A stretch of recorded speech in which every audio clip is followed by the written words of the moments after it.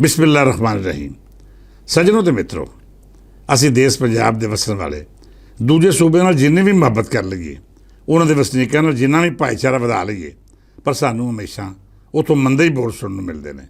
ਖਾਸ ਕਰ ਬਲੋਚਿਸਤਾਨ ਤੇ ਸਿੰਧ ਵਿੱਚ ਸਿਆਸੀ ਖਿਡਾਰੀਆਂ ਨੇ ਮੁਖਾਸਮਤ ਭਰੀ ਜ਼ਹਿਰੀਲੀ ਫਜ਼ਾ ਬਣਾਈ ਹੋਈ ਹੈ, ਜਿਹਨੇ ਪੰਜਾਬ ਨੂੰ ਜਿਵੇਂ ਨਫ਼ਰਤ ਦੀ ਅਲਾਮਤ ਬਣਾ ਛੱਡਿਆ ਹੈ। ਇਹ ਬੜੀ ਤਲਖ ਹਕੀਕਤ ਹੈ ਕਿ ਦੇਸ਼ ਪੰਜਾਬ ਆਪਣਾ ਹੱਕ ਆਪਣੇ ਭਰਾਵਾਂ ਨੂੰ ਦੁਆ ਕੇ ਵੀ ਨਤੀਜੇ ਵਿੱਚ ਤਾਨੇ ਮਿਹਣੇ ਸੁਣਦਾ ਹੈ। ਆਮ ਪੰਜਾਬੀ ਭੁੱਖ ਨਾਲ ਕੱਟ ਕੇ ਆਪਣੇ ਟੈਕਸਾਂ ਦੇ ਪੈਸੇ ਨਾਲ ਦੂਜੇ ਸੂਬੇ ਦੇ ਲੋਕਾਂ ਨੂੰ ਪਾਲਦੇ ਨੇ। ਉਹਨਾਂ ਮਾਲਿਆਂ ਨੂੰ ਬਦਲੇ ਵਿੱਚ ਅਜਿਹੀ ਨਫ਼ਰਤ ਲੱਭਦੀ ਹੈ ਕਿ ਮੌਲਾ ਵਾਲੇ ਨਾਲ ਮਨਸੂਬ ਉਸ ਕੌਲ ਦੀ ਹਕੀਕਤ ਸਮਝ 'ਚ ਆਉਣੀ ਸ਼ੁਰੂ ਹੋ ਜਾਂਦੀ ਹੈ ਕਿ ਜਿਹਦੇ ਉੱਤੇ ਅਹਿਸਾਨ ਕਰੋ, ਉਹਦੇ ਸ਼ਰਤ ਤੋਂ ਲਾਜ਼ਮੀ ਬਚੋ। ਅਸੀਂ ਪੰਜਾਬ ਵਿੱਚ ਵਸਣ ਵਾਲਿਆਂ ਹਮੇਸ਼ਾ ਆਪਣੇ ਮਫਾਦਾਂ ਨੂੰ ਕੁਰਬਾਨ ਕਰਕੇ ਤਰੱਕੀ ਦੇ ਖਾਬ ਤਾਵੀਰ ਕਰਨ ਦੀ ਕੋਸ਼ਿਸ਼ ਕੀਤੀ। ਉਹਨਾਂ ਸੜਕਾਂ ਉੱਤੇ ਪੰਜਾਬੀ ਕਾਰੋਬਾਰੀ ਅਤੇ ਮਜ਼ਦੂਰ ਤਬਕੇ ਨੂੰ ਟੈਕਸ ਕੀ ਮਾਫ ਹੋਣੇ ਸੀ, ਉੱਥੇ ਉਹਨਾਂ ਦੇ ਲਹੂ ਨਾਲ ਪੰਜਾਬੀਆਂ ਦੇ ਕਤਲੇਆਮ ਦਾ ਅਜਿਹਾ ਬਾਬ ਲਿਖਿਆ ਗਿਆ ਜਿਹਦੀ ਮਿਸਾਲ ਸ਼ਾਇਦ ਕਿਸੇ ਹੋਰ ਮੁਲਕ ਜਾਂ ਖਿੱਤੇ 'ਚ ਲੱਭਦੀ ਹੋਵੇ। ਇਹਦੇ ਬਾਵਜੂਦ ਅਸੀਂ ਪੰਜਾਬੀਆਂ ਹਮੇਸ਼ਾ ਭਾਈਚਾਰੇ ਅਤੇ ਮੁਹੱਬਤ ਦੀ ਗੱਲ ਕੀਤੀ, ਹਮੇਸ਼ਾ ਇਹ ਤਾਸਰ ਦਿੱਤਾ ਤਾਂ ਕਿ ਅਸੀਂ ਆਪਣਾ ਨੁਕਸਾਨ ਕਰਕੇ ਵੀ, ਲਾਸ਼ਾਂ ਚੁੱਕ ਕੇ, ਆਪਣਾ ਕਾਰੋਬਾਰ ਬਰਬਾਦ ਕਰਕੇ, ਗਾਲ ਮੰਦਾ ਸੁਣ ਕੇ ਵੀ ਕੋਈ ਅਜਿਹੀ ਗੱਲ ਨਹੀਂ ਕਰਨੀ ਜਿਹੜੀ ਪਾਕਿਸਤਾਨ ਦੀ ਵਹਾਦਤ ਨੂੰ ਖਤਰੇ 'ਚ ਪਾਵੇ। ਕਿਉਂ ਜੀ ਅਸੀਂ ਜਾਣਦੇ ਹਾਂ ਕਿ ਇਸ ਸਾਰੇ ਖੇਡ ਤਮਾਸ਼ੇ ਦੇ ਪਿੱਛੇ ਸਾਡਾ ਅਜ਼ਲੀ ਦੁਸ਼ਮਣ ਹਿੰਦੁਸਤਾਨ ਅਤੇ ਉਹਦਾ ਇਤਿਹਾਦੀ ਇਸਰਾਈਲ ਹੈ। ਅਸੀਂ ਹਮੇਸ਼ਾ ਸਬਰ ਕੀਤਾ ਅਤੇ ਇਸ ਸਬਰ ਨੂੰ ਹਰ ਕੁੱਤੇ ਬਿੱਲੇ ਨੇ ਸਾਡੀ ਕਮਜ਼ੋਰੀ ਸਮਝਿਆ। ਹਾਲਾਂਕਿ ਤਾਰੀਖ ਗਵਾਹ ਹੈ ਕਿ ਜਦ ਵੀ ਕਿਸੇ ਨੇ ਪੰਜਾਬ ਨੂੰ ਲਲਕਾਰਿਆ ਅਤੇ ਇੱਥੋਂ ਦੇ ਸੂਰਮਿਆਂ ਉਹਦਾ ਇੰਝ ਜਵਾਬ ਦਿੱਤਾ ਕਿ ਉਸ ਜਵਾਬ ਨਾਲ ਲੋਕ ਦਾਸਤਾਨਾਂ ਦੇ ਅਨੁਮਾਨ ਲਿਖੇ ਗਏ। ਬਹਰਹਾਲ ਸਾਨੂੰ ਸਿਰਫ ਔਰ ਸਿਰਫ ਆਪਣੇ ਵਤਨ ਦੀ ਵਹਾਦਤ ਅਜ਼ੀਜ਼ ਹੈ, ਜਿਹਦੇ ਪਾਰੋਂ ਪੰਜਾਬੀ ਸਭੇ ਗੱਲਾਂ ਸੁਣ ਕੇ ਵੀ ਨਫ਼ਰਤ ਦੀ ਬਕ-ਬਕ ਬਰਦਾਸ਼ਤ ਕਰਦੇ ਨੇ। ਪਰ ਹੁਣ ਗੱਲ ਇੰਨੀ ਅਗਾਂਹ ਵੱਧ ਚੁੱਕੀ ਹੈ ਜਿੱਥੇ ਪੰਜਾਬੀ ਵੀ ਰੱਦੇ ਅਮਲ ਦੇਣ 'ਤੇ ਮਜਬੂਰ ਹੋ ਰਿਹਾ ਹੈ। ਪੰਜਾਬ ਮੁਖਾਲਫ ਇਸ ਸਾਰੀ ਫਸਾਦੀ ਬਕ-ਬਕ ਵਿੱਚ ਸਭ ਤੋਂ ਵੱਡਾ ਕਸੂਰ ਸਾਡੀ ਸਿਆਸੀ ਅਸ਼ਰਾਫੀਆ ਦਾ ਹੈ, ਜਿਹੜੀ ਮੁਸਲਸਲ ਇਕਤਦਾਰ 'ਚ ਰਹਿਣ ਦੇ ਬਾਵਜੂਦ ਕਦੀ ਪੰਜਾਬੀ ਬਣ ਕੇ ਨਹੀਂ ਸੋਚਦੀ।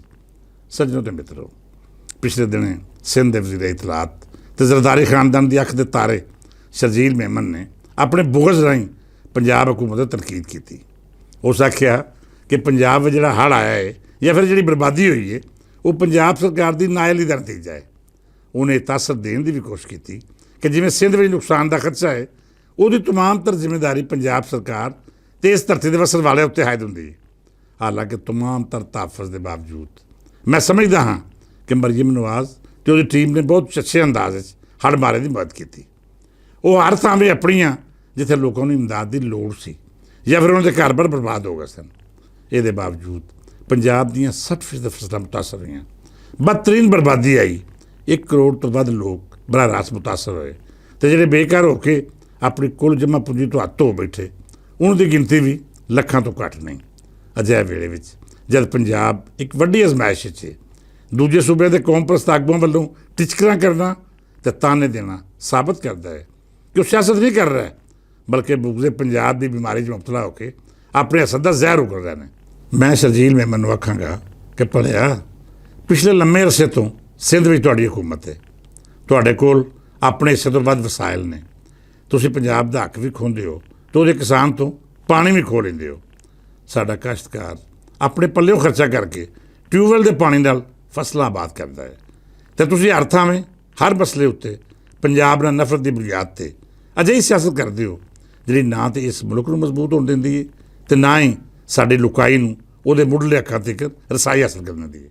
ਸੱਜਣ ਪਿਆਰਿਓ, ਇਹਦੇ ਨਾਲ ਨਾਲ ਇੱਕ ਹੋਰ ਅਹਿਮ ਮਸਲਾ ਵੀ ਹੈ ਜਿਹਦੇ ਉੱਤੇ ਚਾਨਣ ਪਾਉਣਾ ਬਹੁਤ ਜ਼ਰੂਰੀ ਹੈ। ਇਹ ਮਸਲਾ ਬਰਾਹ ਰਾਸਤ ਪੰਜਾਬੀ ਬੋਲੀ ਰਈਤਲ ਅਤੇ ਸਾਫ਼ ਨਾਲ ਜੁੜਿਆ ਹੈ। ਇਸ ਖਿੱਤੇ ਦੀ ਬੋਲੀ ਪੁਰਾਣੀ ਸ਼ਰਾਖਤ ਰੱਖਦੀ ਹੈ। ਇਸ ਬੋਲੀ ਨੇ ਅਜਿਹਾ ਸ਼ਾਹਕਾਰ ਲਿਟਰੇਚਰ ਤਖਲੀਕ ਕੀਤਾ ਹੈ ਜਿਹਦੀ ਮਿਸਾਲ ਇਸ ਖਿੱਤੇ ਵਿੱਚ ਤਾਂ ਦੂਰ ਦੀ ਗੱਲ ਦੁਨੀਆ ਭਰ ਵਿੱਚ ਲੱਭਣੀ ਬਹੁਤ ਔਖੀ ਹੈ। ਇਹਦੇ ਬਾਵਜੂਦ ਪੰਜਾਬੀ ਬੋਲੀ ਦੀ ਸਾਫ਼ਤ ਨੂੰ ਮਤਰਿਆਂ ਸਲੂਕ ਕਰਨ ਵਾਲੇ ਕਿਰਦਾਰਾਂ ਦੀ ਕੋਈ ਘਾਟ ਨਹੀਂ। ਪੰਜਾਬੀ ਸਾਫ਼ਤ ਨੂੰ ਹਮੇਸ਼ਾ ਮਾਰ ਮੁਕਾਉਣ ਦੀਆਂ ਸਾਜ਼ਿਸ਼ਾਂ ਕੀਤੀਆਂ ਗਈਆਂ, ਅਜਿਹੀਆਂ ਰਾਹਾਂ ਨੱਪੀਆਂ ਗਈਆਂ ਜਿਨ੍ਹਾਂ ਉੱਤੇ ਕਮਿਸ਼ਨ ਖੋਰ ਅਤੇ ਪੰਜਾਬ ਦੁਸ਼ਮਣ ਮਾਫੀਆ ਪੰਜਾਬੀ ਸਾਫ਼ਤ ਦੇ ਸਾਹ ਘੁੱਟਦਾ ਰਿਹਾ। ਮੈਨੂੰ ਕਦੀ ਵੀ ਕਿਸੇ ਮਾਮਲੇ ਵਿੱਚ ਪੰਜਾਬੀ ਅਤੇ ਗੈਰ ਪੰਜਾਬੀ ਦੀ ਤਫਰੀਕ ਕਰਨਾ ਮੁਨਾਸਬ ਨਹੀਂ ਲੱਗਦਾ, ਪਰ ਪਿਛਲੇ ਦਿਨੇ ਜਿਹੜੇ ਪੰਜਾਬ ਦੇ DGP ਬਦਲੇ ਗਏ, ਉਹਨਾਂ ਨੇ ਪੰਜਾਬੀ ਸਾਫ਼ਤ ਅਤੇ ਅਖਬਾਰਾਂ ਦੇ ਖਿਲਾਫ ਉਸ ਮੁਖਾਸਮਤ ਅਤੇ ਦੁਸ਼ਮਣੀ ਦਾ ਮੁਜ਼ਾਹਰਾ ਕੀਤਾ ਜਿਹਨੇ ਸਾਡੀ ਬੋਲੀ ਵਿੱਚ ਛਪਣ ਵਾਲੇ ਅਖਬਾਰਾਂ ਨੂੰ ਸ਼ਦੀਦ ਨੁਕਸਾਨ ਪਹੁੰਚਾਇਆ।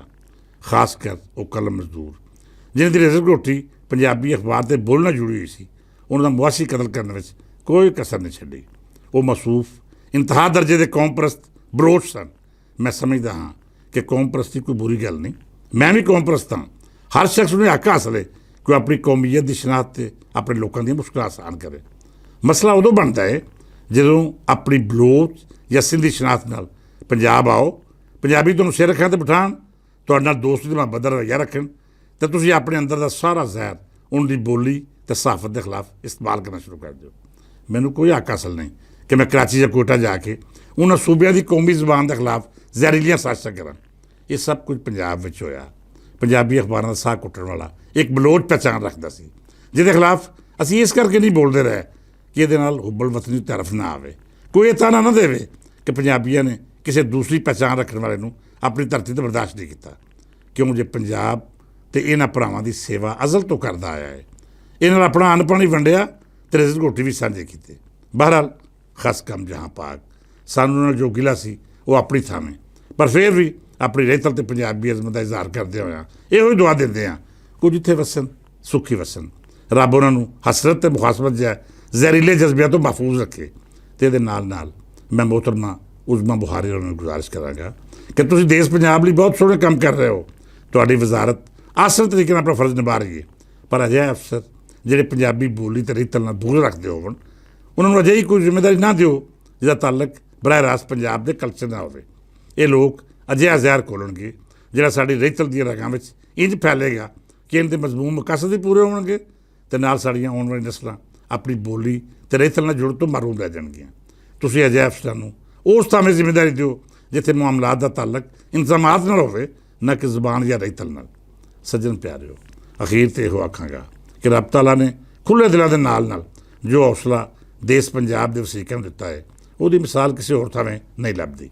ਪੰਜਾਬੀ ਹਰ ਗੱਲ ਬਰਦਾਸ਼ਤ ਕਰਦੇ ਨੇ ਅਤੇ ਬੜੇ ਹੌਸਲੇ ਨਾਲ ਦੂਜਿਆਂ ਨੂੰ ਥਾਂ ਟਿਕਾਣਾ ਵੀ ਦਿੰਦੇ ਨੇ।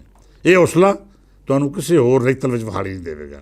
ਇਹ ਸੂਫੀਆ ਦੀ ਧਰਤੀ ਹੈ ਅਤੇ ਸੂਫੀ ਦਾ ਅਮਲ ਸਾਡੇ ਹਯਾਤੀ ਦੇ ਰਹਿਣ ਸਹਿਣ ਵਿੱਚ ਇੰਝ ਹੀ ਸ਼ਾਮਲ ਹੈ ਜਿਵੇਂ ਕਿਸੇ ਬੁੱਤ ਵਿੱਚ ਉਹਦੀ ਰੂਹ ਹੁੰਦੀ ਹੈ। ਅੱਜ ਲਈ ਇੰਨਾ ਹੀ।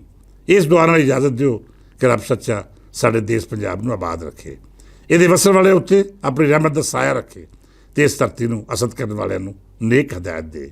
ਫਿਰ ਮਿਲਾਂਗੇ, ਇਜਾਜ਼ਤ ਦਿਓ, ਰੱਬ ਰਾਖਾ।